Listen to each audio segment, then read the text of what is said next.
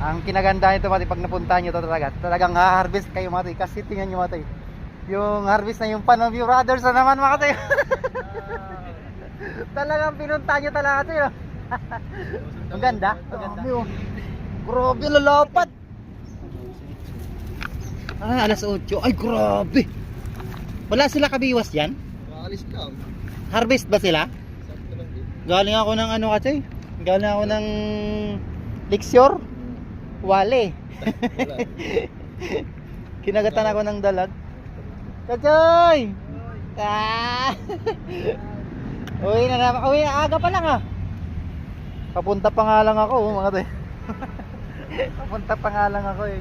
Uwi na kayo. Talagang pwede naman itali na lang yung ano, bike doon oh, sa taas. Doon mga tayo sa taas na yun. Kuya Gerald! Ang ginagawa mo, tinali mo na lang sana yung bike. Ah, diretso washing pala. Ah, ang galing.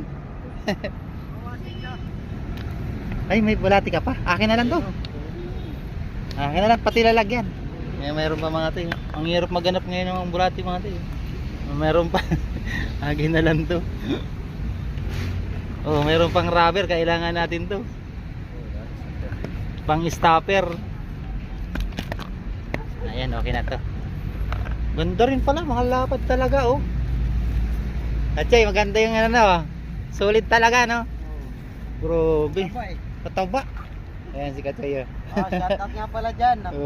Talagang si Wait pala. Kami pa uwi na. papunta pa lang ako. Grabe. Ganda oh.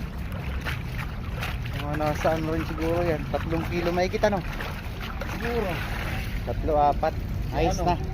Si Sila kabiwas na karami daw. Kami na ulit na kayo eh. Si Katay Delmar. Naganap pa sila ng ispat eh. Malaki yung Akala ko abutan ko pa sila eh. Mga tayo.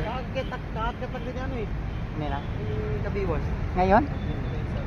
Diba, 20 minutes. Kumain pa kasi ko.